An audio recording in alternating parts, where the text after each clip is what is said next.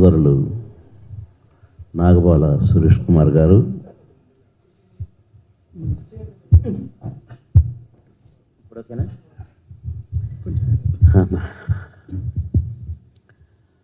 నాగబాల సురేష్ కుమార్ గారికి, నా బయ్య ప్రముఖ ప్రొడ్యూసర్ గారు ప్రసన్న బయ్య గారికి, అలాగే 30 ఇయర్స్ ఇండస్ట్రీ నా తమ్ముడు పృథ్వీ, అలాగే బ్రదర్ రామ్కి గారికి, ఇంకా ఇక్కడ ఆశీనులైన అందరికీ కూడా, నా తమ్ముడు రాజ్కుమార్ గారు, అలాగే రమేష్, మా ఖమ్మం వసంత్, అందరికీ కూడా పేరు పేరున, నా తమ్ముడు సురేష్ కొండేటి. ఇది లాస్ట్లో చెప్పాలనే చెప్తున్నా కావాలని, ఎందుకంటే నూగు నూగు మీసాలండి, అసలు మీసాలు ఇంకా ఇంకా అప్పుడే మొలుస్తున్నాయి. ఇక్కడికి మడిచిండన్న, ఇక్కడికి మడుచుకొని ఫుల్ హ్యాండ్ షర్టు కనిపించిండు. ఎవరు యంగ్ బాయ్ అన్న, first day first press meet. ఆ రోజున చూసిన కొండేటి ఎన్ని మెట్లు ఎక్కాడంటే అన్ని మెట్లు ఎక్కాడు. అదే మల సౌమ్యం, అదే సైలెంట్ నవ్వు. ఆ రోజు నుంచి ఈ రోజు వరకు అదే నా తమ్ముడు, అదే బాబుమోహన్. ఆ రోజున చూడగానే అనుకున్నా, తమ్ముడు డెఫినెట్గా మంచి ఉన్నతమైన శిఖరాలు అందుకుంటాడు అనుకున్నా. ప్రెస్ రిపోర్టర్గా వచ్చి పేపర్ పెట్టి, మ్యాగజైన్ పెట్టి, టీవీ పెట్టి ఎన్నెన్నో మెట్లెక్కాడు. మళ్ళీ డిస్ట్రిబ్యూటరు, హీరో, ప్రొడ్యూసరు,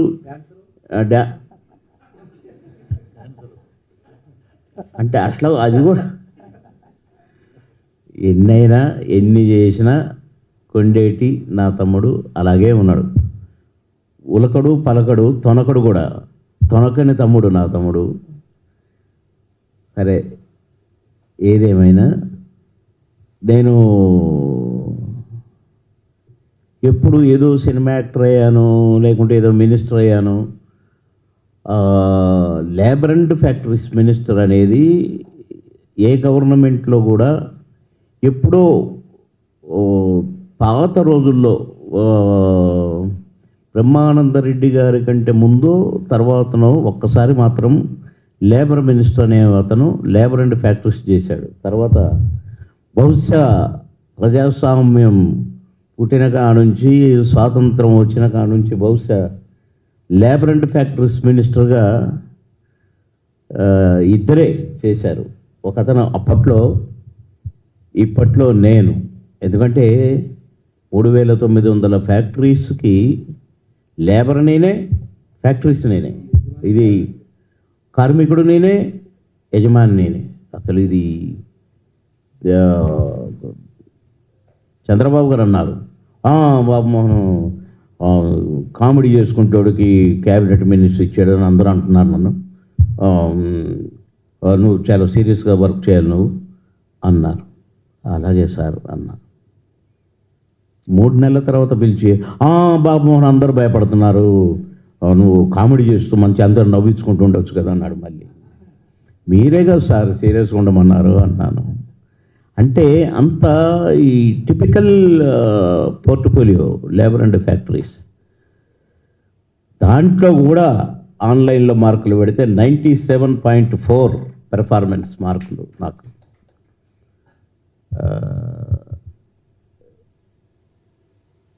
ఇటు లేబర్ లీడర్స్ని కాపాడుకోవాలి, మేనేజ్మెంట్ని కాపాడుకోవాలి. తాజ్మహల్ హోటల్లో ఒకడు నక్సలైట్ చేరాడు అందులో వర్కర్లో.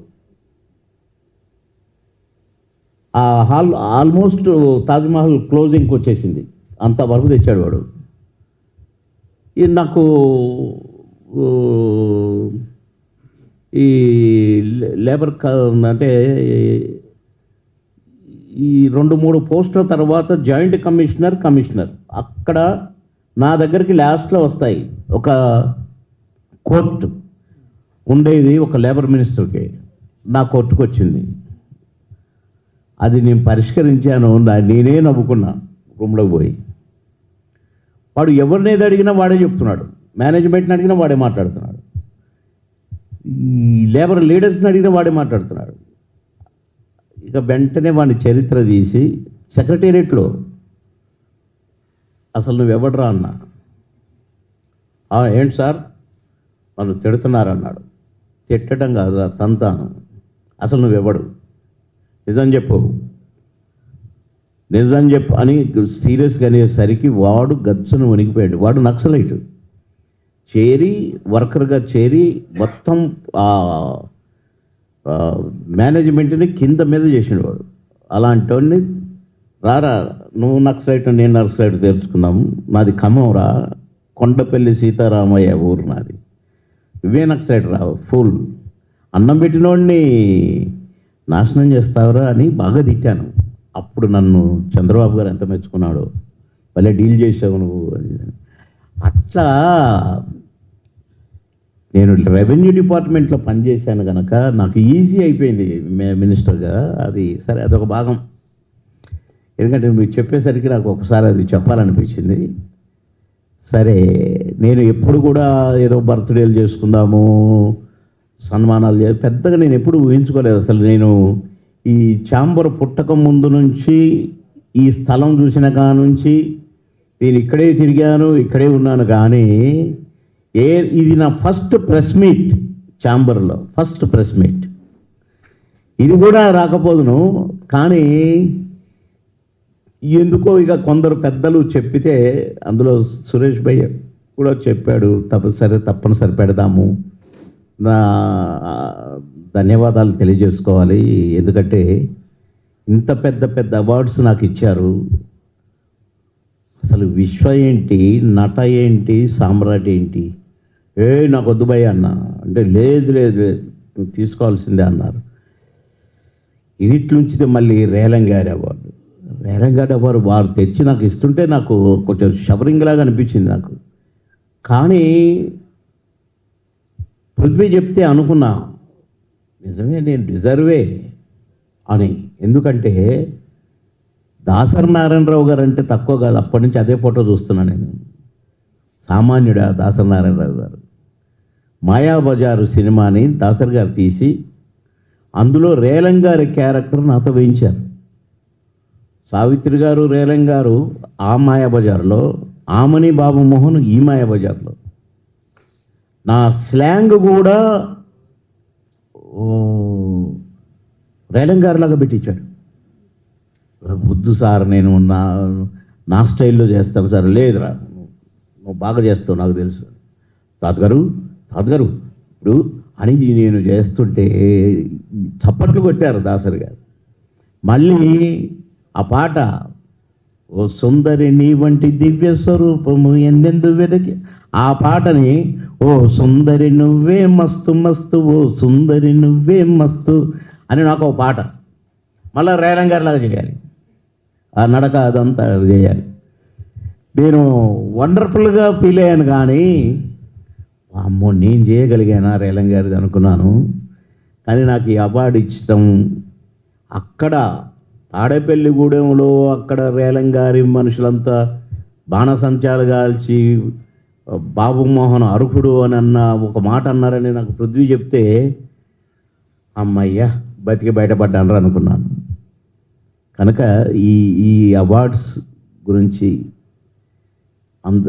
అవార్డు ఇచ్చిన ప్రతి ఒక్కరు, పాపం ఐఏఎస్ ఆఫీసర్ మన పార్థసారథి గారు ఎలక్షన్ కమిషనర్గా వర్క్ చేశారు. వారు వచ్చైతే 2 గంటలు కూర్చున్నారు. మొన్న ఈ అవార్డు ఇచ్చిన దాకా చాలా సంతోషమైంది నాకు. ఇంత పెద్దలు కలిసి నాకు ఇంత బాధ్యత బరువు నా మీద పెట్టినా డెఫినెట్గా నేను మోయగలను. ఇప్పుడు నటించిన సినిమాలు నటించకపోవచ్చు, కానీ డెఫినెట్గా ఇప్పుడు కూడా ఇలాంటి క్యారెక్టర్లు చేసావా అని డెఫినెట్గా అనిపించుకొని తీరుతా అనే ధైర్యం అయితే నాకు ఉంది. ఇప్పుడు ఒక 10 సినిమాలు 12 సినిమాలు చేస్తున్నాను. అందులో 3-4 సినిమాలు దుమ్ము దులుపుతాయి నా క్యారెక్టర్స్. డెఫినెట్గా నాకు స్ఫూర్తి ఈ అవార్డే దుమ్ము దులపటానికి ఉన్నాయి రెడీగానే ఒక ధైర్యం వచ్చేసింది. అదొక భాగము.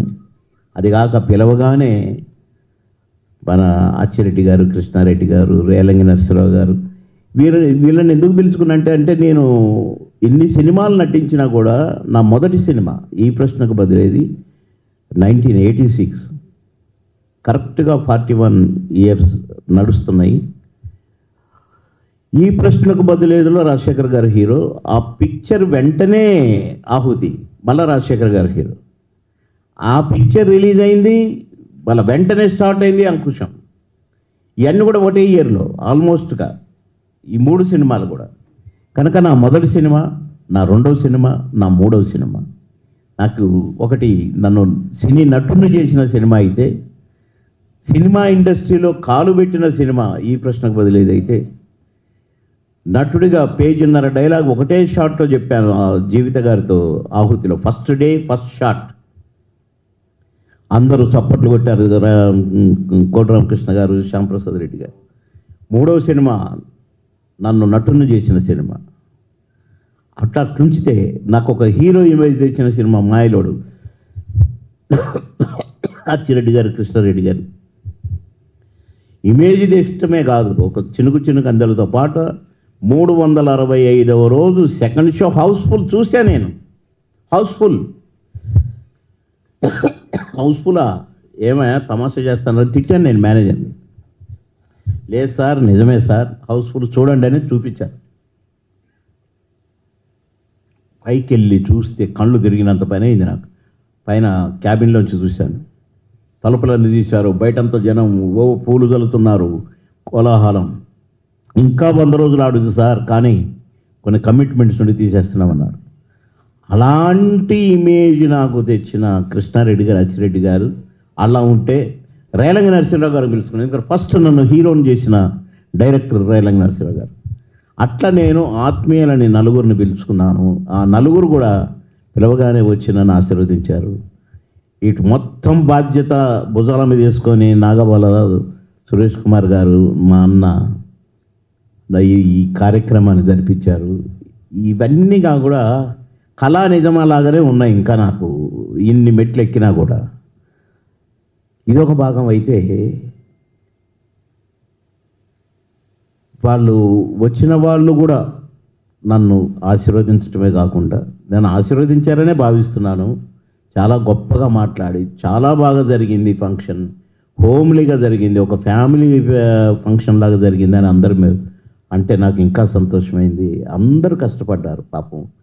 నా తమ్ముళ్ళు ఈ రాజ్కుమార్ ఈయన బ్యాంక్ మేనేజర్, కానీ ఒక వర్కర్ లాగా పనిచేశాడు. అట్నే రమేష్, వసంత్, అలాగే కొందరు సింగర్స్ అయితే రేణుక అని, శ్రీనివాస్ అని, ఇంకా 2-3 సింగర్స్ అయితే వాళ్ళు సాంగ్స్ ఇవి ట్రాక్స్ తయారు చేసి, పాటలు తయారు చేసి, నేను నటించిన సాంగ్స్ అన్నీ తీసి ఏవీలు చేసి డైలాగుల నుంచి కొన్ని నేను రమేష్ మీ అందరం కూర్చొని కొన్ని డైలాగులు తీసి అవి ఏవీలు తయారు చేసి, అసలు ఏవీలు అయితే ఎంత వర్కౌట్ అయినాయో భయ్యా. డైలాగులు మొత్తం నేను 14 పెట్టమని పంపిస్తే 28 పెట్టి పారేశారు. ఏంటంటే అన్నీ బాగున్నాయని. అట్లా గమ్మత్తుగా కుదిరింది, గమ్మత్తుగా జరిగింది. చాలా సంతోషం. ప్రతి ఒక్కరికి నా ధన్యవాదాలు తెలియజేస్తున్నాను. నేను అక్కడ హడావుడి అయిపోయింది. కరెక్ట్గా ఈ అవార్డ్స్ అనౌన్స్ చేశారు. విచిత్రం ఏంటంటే ఫ్యామిలీస్తో వచ్చిన వాళ్ళు కూడా, కింద హాల్లో కూర్చున్న వాళ్ళు కూడా షాల్, ఫ్లవర్ బుకే లేకుంటే ఎవరు రాలేదు. ప్రతి ఒక్కరు మళ్ళీ నాకు అందించాలని ప్రయత్నం. అందించడంలో గజిబిజి అయిపోయింది. నేను థ్యాంక్స్ చెప్పడానికి నాకు సరైన టైం నాకు అంటే కుదరలేదు అక్కడ. అదిగాక నేను కొన్ని చెప్పాలనుకున్నాను, చెప్పలేదు. నేను సినీ నటుడుగా నేను ఉండి కూడా, అటు మంత్రిగా ఉండి కూడా ఎంతోమందిని ఆదుకున్నాను, ఎంతోమందికి సాయం చేశాను, ఎన్నో పెళ్ళిళ్ళు చేశాను, ఎంతోమందిని చదివించాను. ఇప్పటికి కూడా ఫారెన్లో చదువుకునే వాళ్ళు ఉన్నారు నా డబ్బులతో, నా కష్టాల జీతంతో. నేను 20% నా రెమ్యునరేషన్లో పక్కకు తీసి ఇలాంటి కార్యక్రమాలని చేసేది. కానీ మా పెద్దబాబు చనిపోయిన తర్వాత మా ఇంట్లో కూడా పెద్ద గొడవ స్టార్ట్ అయింది. నువ్వు ఎన్ని చేస్తావు, ఒక ట్రస్ట్ పెట్టొచ్చు కదా అని. కానీ నేను పొలిటికల్గా ఉన్నాను. ట్రస్ట్ పెట్టిన కాడ నుంచి గవర్నమెంట్ ఫండ్స్ కొట్టేయడానికి పెట్టారు, ఇవన్నీగా కూడా ఉంటాయి, బురద జల్లటం ఉంటుంది కనుక నేను పెట్టనన్నాను. కానీ ఈ మధ్య ఒక 1 year బ్యాక్ నాకు కొంచెం హెల్త్ కొద్దిగా ఇబ్బందిగా ఉండి నేను పాలిటిక్స్కి దూరంగా ఉందాం అనుకున్నాను. దానికి కూడా ఒక కారణం ఉంది. సరే, ఎలాగో పాలిటిక్స్కి దూరంగా ఉన్నాను కదా అని ట్రస్ట్ పెట్టేశాను. మా బాబు పేరు మీద పవన్ బాబు మోహన్ చారిటబుల్ ట్రస్ట్ అని పెట్టాను.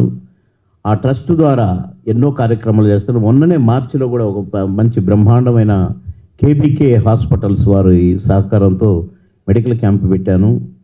1000-2000 మందికి ఫ్రీ ట్రీట్మెంట్, ఫ్రీ మెడిసిన్స్ ఇవన్నీ ఇచ్చటం జరిగింది. ఇవే కాకుండా ఎంతోమంది చదువుకుంటున్నారు, ఎన్నో అన్నదానాలు, ఎంతోమందికి ఆర్థిక సాయాలు, ఇవన్నీగా కూడా చేస్తూ ఈ పబ్లిసిటీ కోసం నేను ఎప్పుడు మాట్లాడిన కనుక ఒక ట్రస్ట్ ద్వారా ఒక ట్రస్ట్ పెట్టి ఈ ట్రస్ట్ ద్వారా కూడా 80G కానీ CSR కానీ 12A కానీ ఇవన్నీ కూడా సర్టిఫికెట్స్ నాకు సెంట్రల్ గవర్నమెంట్ నుంచి నాకు వచ్చినాయి, ఈ ట్రస్ట్కి వచ్చాయి. ఇవన్నీ ఉండగా ఈ ట్రస్ట్ను నడుపుతూ ఒక పక్క 10 మందికి సాయం చేస్తూ, ఒక పక్క రాజకీయంగా, ఒక పక్క ఇన్ని చేస్తూ కూడా అలవకుండా సొలవకుండా ఏదో షోకులకు పోకుండా సింపుల్ బాబు మోహన్గా ఉంటూ మీ అందరి తమ్ముడిగా, మీ అందరి బ్రదర్గా నేను ఈ కార్యక్రమాన్ని జరుపుకున్నందుకు నాకు చాలా సంతోషంగా ఉంది. భయపడ్డాను కానీ ఇప్పుడు సంతోషపడుతున్నాను. ఈ సంతోషాన్ని మీడియా ద్వారా అందరికీ ఇందులో పార్టిసిపేట్ చేసి జయప్రదం చేసిన అందరికీ ధన్యవాదాలు చెప్పుకోవాలి. ఇది నాకు నేను చెప్పుకోలేకపోయానే. ఆ గడబడలో ఒక ప్రెస్ మీట్ పెట్టి చెప్పుకుంటేనే నాకు తృప్తి ఉంటుందని పేరు పేరున అందరికీ ఈ ఫంక్షన్ను జయప్రదం చేసిన వారికి మళ్ళీ ఈరోజు కూడా ప్రెస్ మీట్ పెట్టి మళ్ళీ ఇదే నాగబాల గారి చేతుల మీదుగా జరగటం, ప్రసన్న భయ్య రావటం నాకు చాలా సంతోషంగా ఉంది. అందులో పృథ్వీ కూడా వచ్చిండు, ఎందుకంటే రేలంగారి ఊరు పక్కన ఇళ్ళంట. అక్కడ బాణసంచా మోగిందన్నా, పాదాభివందనం అన్నా నాకు చాలా సంతోషంగా ఉందనగా నాకు ఇంకా సంతోషమైంది. ఓకే, ఇప్పుడైతే నేను భయపడనక్కర్లేదు అనుకున్న ధైర్యం వచ్చింది నాకు. కనుక పేరున ధన్యవాదాలు తెలియజేస్తూ ప్రెస్ మీడియా వారందరినీ కూడా నా ధన్యవాదాలు అందరికీ అందేలా మీరు తప్పక మీ ప్రయత్నం మీరు చేస్తారని ఆశిస్తూ నన్ను ఆశీర్వదించిన పెద్దలందరికీ మరొకసారి ధన్యవాదాలు తెలియజేస్తూ సెలవు తీసుకుంటున్నా. అందరికీ నా నమస్కారం.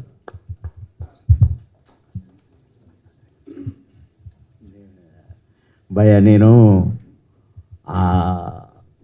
అంటే మొన్న కారులో వెళ్తున్నా, ఒక తల్లి తండ్రి ఏమో వెనక నడుస్తున్నాడు, ఒక పాప.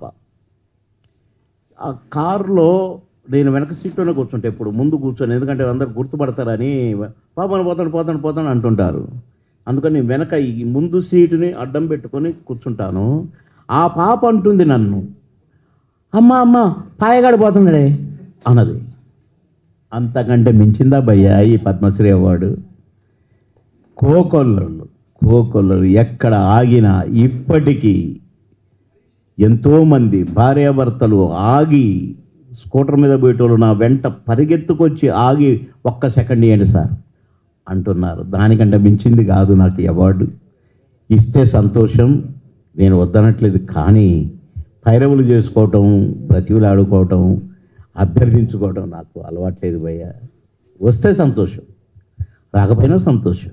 ప్రజల ఆశీస్సులు మెండుగా ఉన్నాయి నాకు, ప్రజల దీవెనలు మెండుగా నేను చవి చూశాను. వాటికంటే మించింది ఏ అవార్డు కాదని నా ఉద్దేశం. కాబట్టి అవన్నీ గాడ్ ఆయన చూసుకుంటాడు భయ్య. Thank you very much. ఇవాళ ఈ ప్రెస్ మీట్ ఆర్గనైజ్ చేసి